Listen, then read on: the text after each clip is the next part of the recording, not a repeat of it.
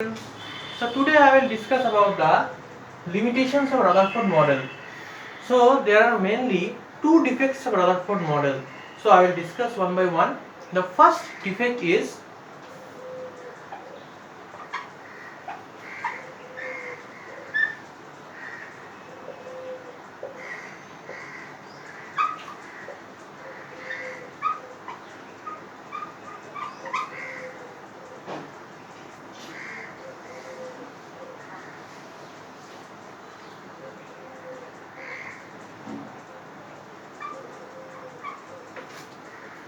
the first limitation is that he cannot explain the stability of an atom.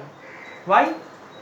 Because according to classical electromagnetism, when an electron is revolving around the nucleus, it will emit some amount of radiation. Let's see, I am drawing in the board the structure of an atom.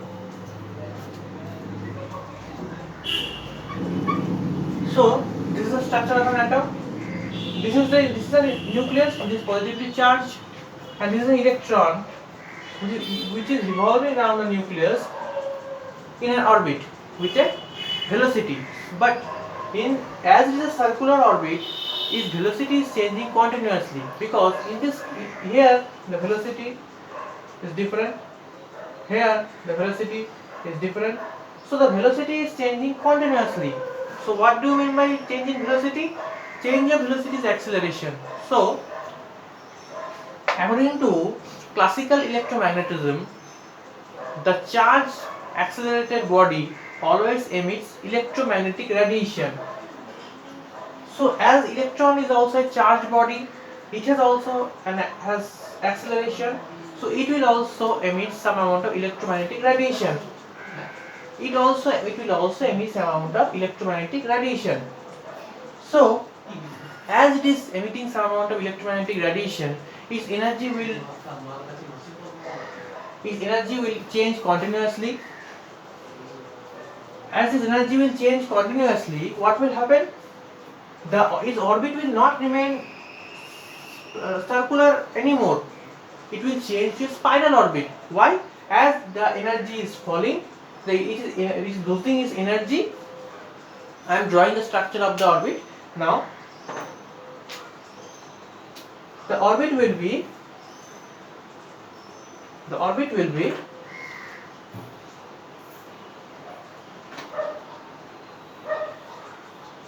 spiral in nature.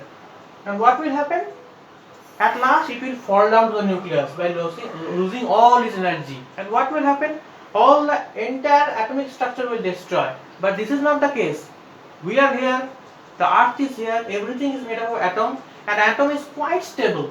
So Rutherford cannot explain the stability of atom, because he told us, he has given a theory that postulates that the electron is revolving around the nucleus, the velocity is changing, but he cannot explain that why the system is stable, though it is according to classical electromagnetism, the particle which is revolving around the nucleus with specific acceleration, it will emit electromagnetic radiation and will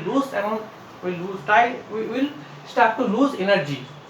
This theory was not explained by Rutherford properly. The next, you can write down in the copy this thing, the first thing is that Rutherford cannot explain the stability of the atom. The second thing is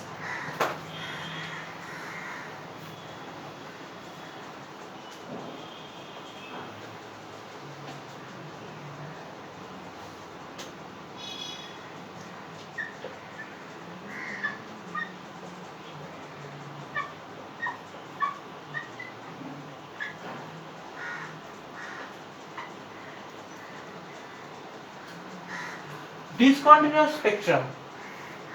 According to Rutherford, the spectrum of all the atoms will be continuous, because the electron is revolving continuously and the spectrum will be continuous spectrum. But it is not the case.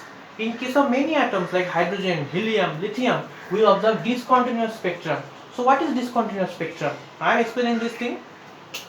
Suppose we are taking some gaseous atom.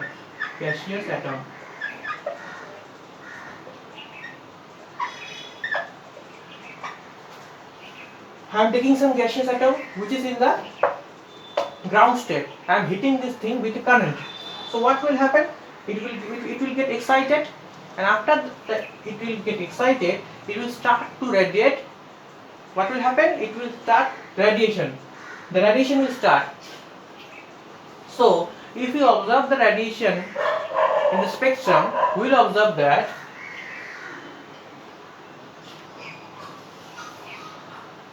the spectrum is not continuous in nature. In this case, suppose in this case only 4000 Armstrong and 4500 Armstrong wavelengths are present, and in between them the wavelengths are absent in this case. So some wavelengths are missing here, some wavelengths totally vanished. Why? He cannot explain through this theory that why some wavelengths are present. In this case 4000 Armstrong is present, 4500 Armstrong is present, but in between them some wavelengths are missing. So the wavelength is not the emission is not continuous, and this types of spectrum is known as emission spectrum. This kind of spectrum is known as emission spectrum. Emission spectrum.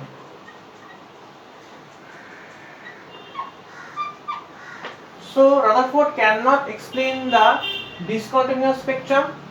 And the next thing, discontinuous spectrum or the emission spectrum. Why in the case of hydrogen, helium, lithium, we are observing this kind of spectrum?